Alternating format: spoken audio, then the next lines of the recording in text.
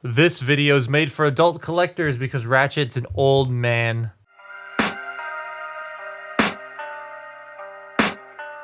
I can hear the demons call when they do what they do, and now I feel like taking off, find a place with a view. The pain is never gonna stop.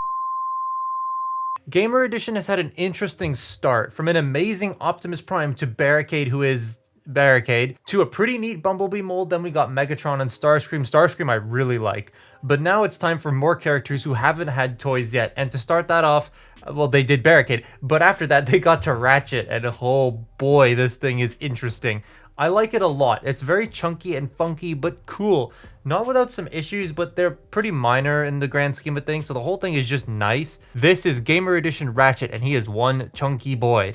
I like the colors. He's like the slightest of off-white, which honestly works for this design. The larger details don't get lost, but some of the smaller ones do, especially in the arms. Like from a little bit from a distance, they kind of seem to fade away in that white. The red is nice, being sprinkled throughout this entire figure to make it feel a lot more alive of a deco than like 86 Ratchet. Mine's covered in toy hack, so it's kind of a bad comparison, but you get it. I love the orangey red on the torso and the red hands. The shoulder pads are strange because they're entirely detached from the arms, and they are on armatures, so that does make them a bit awkward at first, but they are manageable once you get the hang of them. That's more for transformation as to why they're detached. He is quite a chunky toy, like I said. Like, he feels hefty for being a standard Voyager with a lot of nice filled in areas. I will say the feet and the lower legs sit a bit at a slant towards the back a tiny bit more than I would like it to, but it's like such a non-issue. It's just a weird visual thing that I think is strange. Head sculpt looks exactly like Ratchet from the games, like all the sculpted lines and details to pull off that more war-torn medic face. And he comes with a gun and a two-part axe. The gun can go into his arm or into his hand. He can hold it.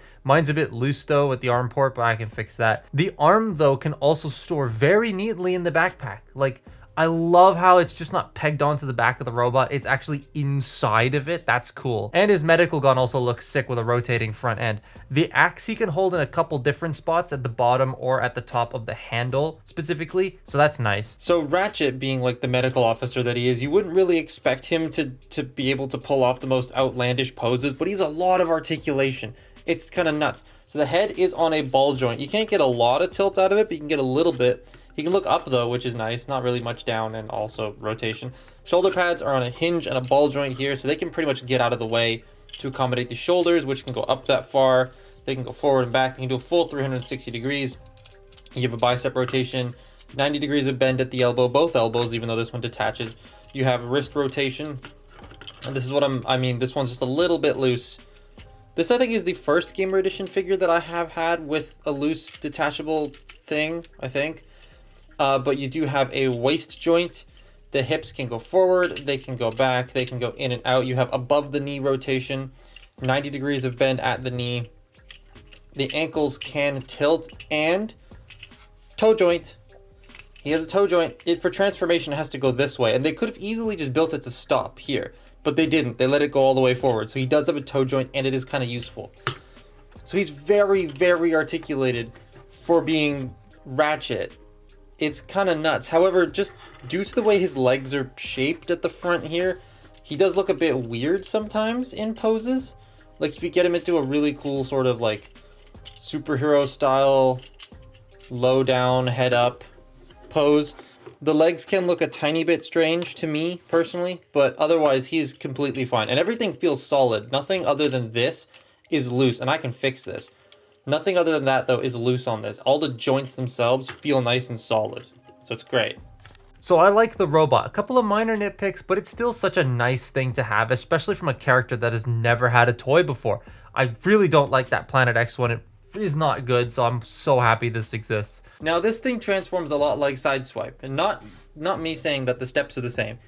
You do not expect it to go where it goes. That's what I mean by the same as Sideswipe. It's kind of cool and baffling how they managed to do it. It's very neat. So to start with, we're going to close the feet up and fold down the toes. Then we are going to take the shoulder pad, or we're going to take the backpack here, unpeg that, and sort of fold that out. Take the shoulder pads here and bring them up so that they're facing this way, and then fold them in. So up and fold them in. They kind of form like this bowl up top here. Then you want to unpeg the torso, bring it down, and then that bowl is going to eat the internal torso section. Then you are going to come down here, take the arms and split them down here. Then they're going to tab into the inside of the torso. There we are. And then just do that here on the side. Oh, the arm's fallen off. I need to fix that. Get that situated. And then this will come together and the arms will peg into the side of the torso. And then you take this entire assembly here, fold it down, and it's just going to hug everything. It'll peg into here and at the front. And that's the front of the vehicle done. Now here's where it gets crazy. You rotate the waist, and then you rotate the thighs. And then you take this front panel right here, and you flip that up. And that exposes all the inner junk of the alt mode just sitting in his legs. So you fold this out, it's on a double hinge. Now when you're folding it back in, you want to make sure that this hinge right here sits like that. Otherwise you won't be able to peg this together. It has to be like this. Because when you fold it in, it just wants to like go in like this, and that's not right. So make sure that hinge is sort of tucked all the way in. But once you get this all out, we're going to then fold this section up, and it will tab in right there. Then you take this entire assembly and you fold it in on itself, and it will eat the arms, and it'll just sort of sit there like that for now because we're going to do the other side. So bring that up, bring this out, fold this down, rotate it in, and eat the whole truck body. Now when you're doing this, you also have to line up these back sections here. So it's going to peg in at the trunk and at the knees. So you get all this lined up, peg that all together, and then it's also going to peg in with these two pieces here. So that snaps together, and that basically just gets everything to line up properly. Make sure the hands are sitting flat. Then you peg these panels in underneath. I'm pushing the hands out. Then you take these two panels at the top, snap them together. Now when you bring these up and in, they do also rotate here, but this is completely unnecessary. I don't know why it does that. But there are these little like tabs right here that have to go into this slot. So, and there's two right here that have to go underneath this. So I find it best to put it in like this first and just sort of slide it in, and then it snaps into place. And there you have Ratchet in his hamburger mode. That is one large alt mode. Like, it's exactly the same size as my mouse, and I use an MX Master 3. This is not small. There is a lot more red on display here, and it looks great, not to mention the black windows and the wheels with the red trim. Weapon storage is typical Transformer, but like everything else on this is very well done. Even the white painted parts feel like they match so close to the plastic parts. Well, enough that I don't notice them enough to complain about it. It also rolls so well due to those pinned wheels. I like Prime a lot. Like, Prime is still my favorite Gamer Edition figure, but Ratchet I think wins in alt mode because this is built very well. It is very nice. I like this figure a lot, and I do recommend it. I think Gamer Edition has found where it wants to settle with this guy because it feels so nice. It has all the articulation you'd want. They still got the arm gimmick to work. Actually, they got the arm gimmick to work the best here. And the paint is nice. There's no like egregious hollow parts. I think this is probably, I hope at least, this is probably what Gamer Edition is going to continue to be like, and that's good. I think this is great. But that's my look at Gamer Edition Ratchet. Follow me on Twitter and Instagram, and I will see you next time. Bye-bye.